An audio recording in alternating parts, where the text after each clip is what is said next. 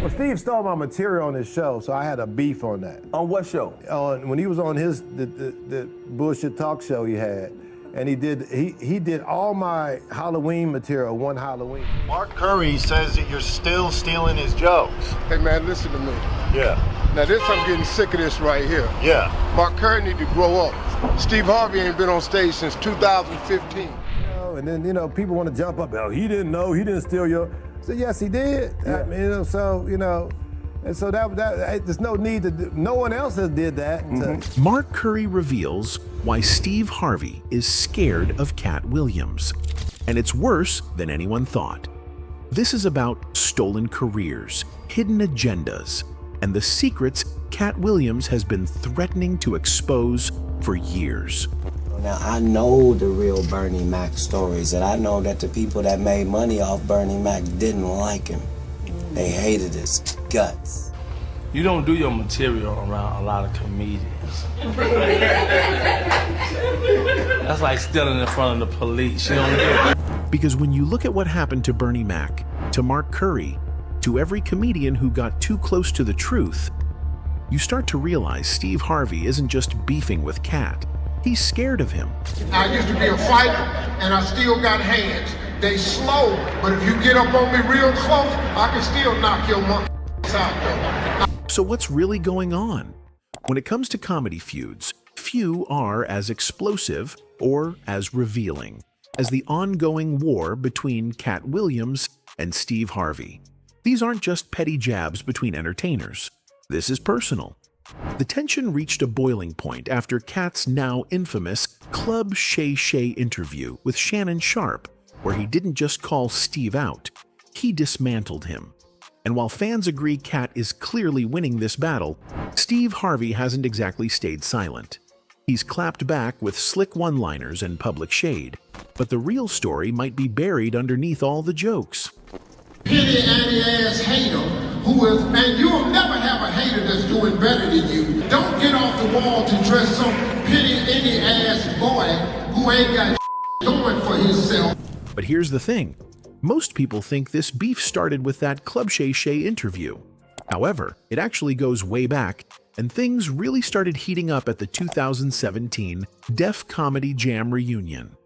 The tension first became obvious during a moment when Dave Chappelle was giving props to Katt Williams on stage. Everyone laughed, Katt included, but Steve Harvey, not so much.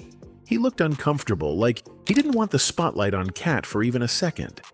Steve then tried to shift the attention back to himself by saying, "I'm nervous as hell right now." But Dave wasn't having it.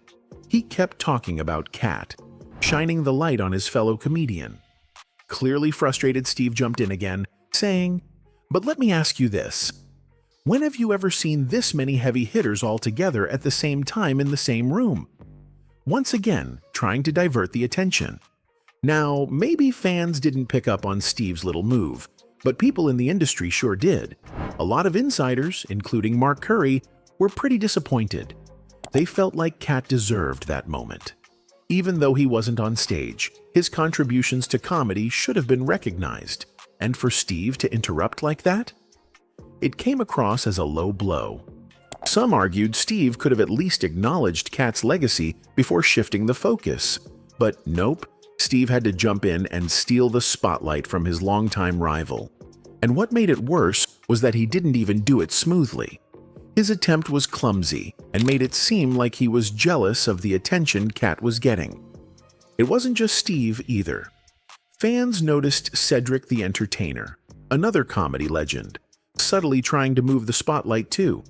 Cedric was nervously laughing during Chappelle's speech, almost like he wanted it to end.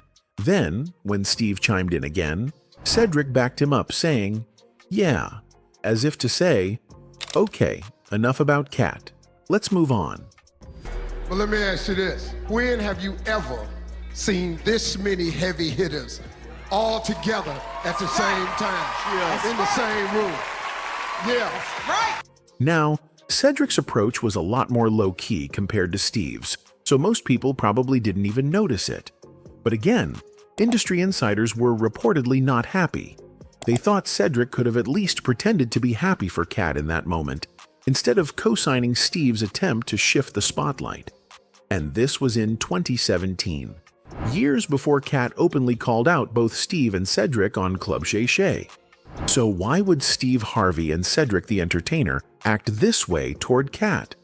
Apparently, it's because both of them were terrified of him, but not in a physical sense. They weren't scared Katt would beat them up or anything like that. No, they were terrified that Katt would steal the spotlight from them. If you rewatch that moment from Def Comedy Jam, you'll see it clearly.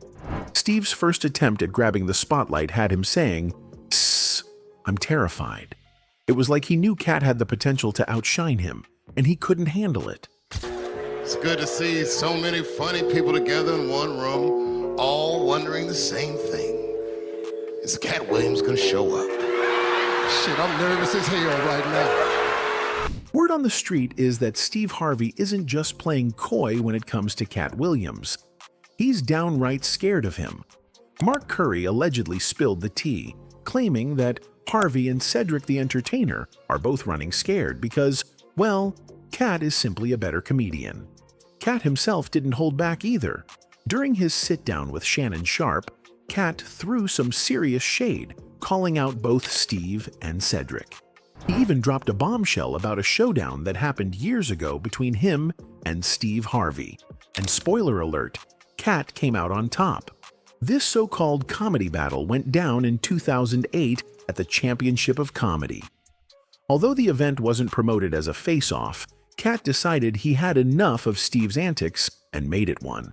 He absolutely roasted Steve on stage, cracking jokes about Steve being bald and rocking a man's wig. And let's be real, at that time, most folks had no idea Steve was secretly rocking a high-top fade on national TV. People were obsessed with his hair. Men everywhere were jealous of his perfectly lined-up hairline, while their own hairlines were retreating quicker than they could book a barber's appointment. Steve's high-top fade was his signature look, the crown jewel of his TV persona. Heads turned when he walked into a room, with that fade shining in all its glory. So when Katt Williams came for his hair, it hit deep. It's good to see so many funny people together in one room, all wondering the same thing. Is Katt Williams gonna show up? Shit, I'm nervous as hell right now. That wasn't just a regular roast. Katt was coming for Steve's self-esteem, his confidence, his pride. And whether Steve admitted it or not, Katt's words had an impact. The proof? After that night, Steve eventually ditched the wig and opted for the bald look. Yup, Katt had exposed him, and Steve had to own it. Fast forward to today, and Steve Harvey's bald head has become part of his iconic look. It pairs perfectly with that crisp mustache. But back then, he was hiding behind that wig, and according to Katt, the humiliation from that roast was enough to make Steve hang up his stand-up shoes for good. If that's true, no wonder Steve would feel rattled whenever Katt's name is mentioned. It's not every day you bump into the person who supposedly ended your stand-up career, and if you think Steve was over it, think again. 9 years later, in 2017, during the Def Comedy Jam 25, Dave Chappelle made a joke about Katt Williams, and Steve apparently got visibly nervous. But you can't really blame him. I mean, if someone who roasted you into early retirement shows up, you're not going to be chill about it. Now, as for Cedric the Entertainer, his beef with Katt is more low-key, but still pretty juicy. Apparently, most people had no idea the two even had issues until Katt spilled the beans on Club Shay Shay. Katt claimed that Cedric had straight up stolen one of his best jokes, despite Katt warning him not to. According to Katt, this particular joke was his signature closer, the kind of material that had audiences in stitches. It was so good that BET had used it in their commercials for Comic View back in 1998. Here's where it gets messy. Katt said Cedric came to watch him perform the joke at the Comedy Store, loved it, and even congratulated him afterward. But then, a couple of years later, Cedric turned around and used that same joke, almost word for word, in his set for Kings of Comedy. All he did was swap Katt's car for a spaceship. To make things worse, Katt wasn't about to let that slide. He roasted Cedric too, saying he was a talentless walrus who couldn't sing, dance, or write a joke to save his life. Katt took it further, clowning Cedric's comedy specials, calling them so bad that they're not even available on Netflix or Tubi. Now, you might think Katt's going too hard, but when you consider the accusations he's thrown at both Cedric and Steve, maybe he's justified. Katt has made some serious claims against these guys, even suggesting that they, along with Ricky Smiley, conspired against the late Bernie Mac. According to Katt, Steve and Cedric pretended to be all buddy-buddy with Bernie, but behind the scenes, they were jealous of him and tried to sabotage his career. Katt pointed out that Steve was envious of Bernie's acting chops, especially because Hollywood studios weren't exactly lining up to cast Steve in roles. Katt went on to accuse Steve and the rest of the Kings of Comedy cast of deliberately putting Bernie Mac in the opening slot during their shows, thinking Steve would kill it as the headliner. But guess what? When the footage was being edited, the producers flipped the script and put Bernie's set last because, well, Bernie was the funniest one up there. Some bitch kids who got them smart for me. Sassy, talking head, shaking the shit. Talk to the hand, talk to the hand. It might sound like a wild conspiracy theory, but Katt's claims were later backed up by none other than DJ Ed Lover. Ed, who was close to Bernie Mac, said that Bernie himself had told him about Steve's shady moves. According to Ed Lover, Bernie confided in him that Steve Harvey had tried to snatch a role from him in Ocean's 11. Bernie didn't mince words. He believed that Steve was actively working against him. So, when you start putting all these pieces together, you can kind of see why one would say Steve Harvey gets all tense when Katt Williams is around. These guys, Steve, Cedric, and their crew, seem to have a history of stepping on other comedians to keep the spotlight on themselves. They've allegedly stolen jokes, backstabbed fellow comics, and done whatever it takes to stay on top. Most comedians probably stay quiet about all this, preferring to focus on their own careers. Bernie Mac, for example, was aware of what was going on but chose not to rock the boat too much. But Katt Williams? He's never been one to keep his mouth shut when he sees some shady business. He calls it like he sees it, and that's likely why Steve, Cedric, and others are so scared of him. But Katt Williams isn't the only one calling Steve Harvey out for joke stealing. Veteran comedian Mark Curry also came forward, claiming that Steve had ripped off one of his bits too. According to Mark, he was chilling at home when a friend called him, telling him to turn on the TV. When he did, there was Steve Harvey on stage, performing one of Mark's classic jokes from 1999. And he did all my Halloween material one Halloween. I'm watching, somebody called me and said, man, homeboy doing your material. So he did my whole Halloween run. And I know he didn't think of it. This is true stuff that really happened to me. Mark had performed the joke during his own stand-up special, produced by Comedy Central Presents. When confronted about it, Steve denied the whole thing, telling Mark Curry to come with receipts if he was going to accuse him of joke theft. He added, "The only reason I'm commenting is because he keeps running his mouth about, now grow up." Never stole a joke in 35 years. Come to me like a man and tell me what the joke is. Well, fans of the veteran comedian did dig up the joke Mark Curry was referring to and proved that Steve really did Jack Curry's joke. The routine was a Halloween joke in which Mark claimed that they didn't have money while growing up and had to use some strange but funny costumes for All Hallows Eve. Halloween was a trip. Halloween, we couldn't afford no Halloween costumes. Hey, kids, please. Mama sent us down to the liquor store, put boxes on us. We didn't know what we were. I don't know what we are. Steve apparently performed the exact same joke on his eponymous talk show, Little Big Shots, where he was brought up in a family with no money and had to dress up in funny Halloween costumes. In an interview with Willie D on his podcast, Willie D Live, Curry stated that Steve's motivation for stealing his jokes wasn't financial gain, but the desire to be like him, Mark Curry. At first, he did not address the Think Like a Man author by his name, and spoke about how many comedians are swiping jokes in his industry. Halloween was a trip. Halloween, we couldn't afford no Halloween costumes. Hey, kids, please. Mama sent us down to the liquor store, put boxes on us. We didn't know what we were. I don't know what we are. Comparing it to what happens in the rap industry, Curry claimed that the content is similar, but many things clearly distinguish one artist from the other. However, stand-up comics are different, and when people steal, it places people in a position where they have to either defend their originality or comfort the person who stole their material. Thus, he sent a warning to Steve Harvey. "I'm a step to you. If you stealing my set, F you," he said. "I step to you. That doesn't mean it has to be a physical thing." He then told Willie D he takes pride in writing his own jokes and tries to write on topics that are different from what other comedians are writing on. This helps him to detect when comedians steal his routine because those jokes are unique and ain't like any other. And that was how he spotted the parts of his jokes that Steve Harvey stole. "Take the Steve Harvey thing. It's a B move," Curry said. "Maybe he's not stealing my material, you know. I maybe give him the benefit of the doubt. Maybe one of his writers did it, but they know, we all know, whose material it is. It ain't about the money," he said. "Harvey got enough money. So, it looked like you want some of me. You want to be me. Therefore, you ain't got enough money. I look at it like that's all right, boy. I'm a G in the game. You want to be me. You want my style."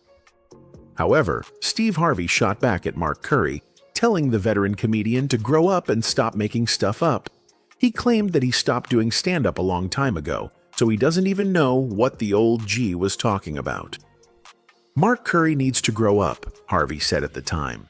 "Steve Harvey ain't been on stage since 2015. He doesn't know what he's talking about. He's making stuff up, so I'm in peace." However, many fans thought that Mark Curry was right when he said that Steve Harvey wanted to be like him. They pointed out that not only did the TV host allegedly steal Curry's jokes, but he also copied Curry's TV show, Hangin' with Mr. Cooper. Katt Williams also co-signed the fans' sentiments when he mentioned the exact same thing during his interview with Shannon Sharpe. Katt Williams said of Steve Harvey, "The same Steve that went to go watch Mark Curry do his whole sitcom and then stole everything Mark Curry had." According to Katt Williams, there's a secret group of comedians in Hollywood who thrive by snatching other people's jokes, characters, and even acting gigs. It's shady, but apparently not all that uncommon in the industry. What's even more interesting is that these comedians all seem to have one thing in common. They're terrified of Katt Williams. Now, one of the guys, Katt says, is part of this crew didn't actually show up at the 2017 Def Comedy Jam, but Katt made sure to name-drop him in his interview with Shannon Sharpe, Ricky Smiley. Katt didn't hold back when talking about his beef with Smiley. According to Katt, the drama started when Smiley lied during his appearance on Shannon Sharpe's Club Shay Shay, claiming that he was supposed to play Money Mike in the classic Friday After Next. According to Smiley's version, the role of the hilarious, flamboyant pimp was all his, and Katt only ended up with it after some switch-up. But Katt says that's pure fiction. "This man told y'all he had my role," Katt said, clearly not holding back. "He said he was supposed to be Money Mike, and I was going to be Santa Claus. Let's get the facts straight. We all auditioned in LA. I was number 201, and there were 200 other black comedians in that room auditioning with me. And now, Smiley wants to say he had the role the whole time and had even started filming? Boy, bye." Katt didn't just stop there. He dropped a bombshell about an R-rated scene in the original script where some dudes gang up on Money Mike as revenge for something he did.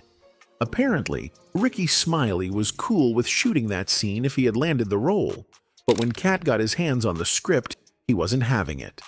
He took a stand, saying, Katt was clearly disgusted that Smiley would have been okay with that scene, and it probably didn't help that Smiley walked around the set acting like he was the king of Hollywood. According to Katt, Ricky was trying to make everyone believe he was the real star, a comedian, radio personality, and actor who deserved that Money Mike role more than Katt did. Well, Katt wasn't having it. He was so done with Ricky Smiley's attitude that he threw a pretty wild stipulation into his contract. He wouldn't work with Smiley again unless Smiley wore a dress. Now, here's where things get even messier. Ricky's next big movie role.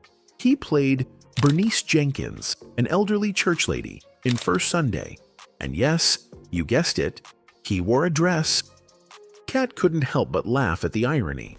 If Katt really had the power to make Ricky Smiley wear a dress, it's easy to see why some people would think Smiley is scared of him. Imagine knowing that someone in Hollywood could pull strings like that and basically play puppet master with your career. You'd be shaking in your boots too, knowing they could stop your hustle in an instant. But of course, Ricky Smiley denied all of this. He wasn't about to let Katt's claims go unanswered. So on his January 4th episode of the Ricky Smiley Morning Show, he set the record straight. According to Smiley, it was the director, David E. Talbert, who personally asked him to play the character of Bernice Jenkins in First Sunday. He even gave Katt props for his portrayal of Money Mike and said the decision to switch the role wasn't a shady move. I went out to audition for Friday After Next as Money Mike, not Santa Claus, Smiley explained. That's the honest truth. Smiley also spilled some tea on the character of Money Mike. According to him, Money Mike wasn't originally supposed to be a pimp, but a panhandler who hung out at a strip mall parking lot. He admitted that Katt and the producers did a great job making the role funnier by turning Money Mike into a flashy, hilarious pimp. But as for Katt's wild claim that he put it in his contract that Smiley had to wear a dress, Smiley shot that down, saying there was no such clause. Smiley explained that he wore the dress for First Sunday because he wanted to, not because Katt or anyone else forced him into it. Comedy greats like Flip Wilson played Geraldine. Richard Pryor played some roles on his show, he noted. Jamie Foxx played Wanda. Martin played Shanae. I did Bernice Jenkins. Tyler Perry did Medea. There's a lot of comics and a lot of comedy greats that did characters for the sake of funny, for entertainment, for the sake of the laugh, and it has nothing to do with nobody's comfortable in the role. Nobody wants to put on a damn dress or is comfortable in it. It has nothing to do with my manhood being lessened. But not everyone was buying Smiley's explanation. Many fans feel like there's a darker side to male comedians wearing dresses in Hollywood. Some people believe that these comedy greats were pressured or even tricked into it as part of an initiation into the Illuminati. Others think Hollywood forces black men into these roles to make a mockery of them, to weaken their image or humiliate them in front of audiences. So maybe it was never just about jokes. Maybe the reason Steve Harvey, Cedric the Entertainer, and Ricky Smiley seem so tense around Katt Williams is because he's the only one not playing by the rules. Because in an industry built on silence, one man speaking up is dangerous. And Mark Curry? He just made it clear. Steve Harvey has every reason to be scared. Because when the truth finally comes out, it won't just end a feud, it might end a legacy. Anyway, that's it for this video, folks. Bye.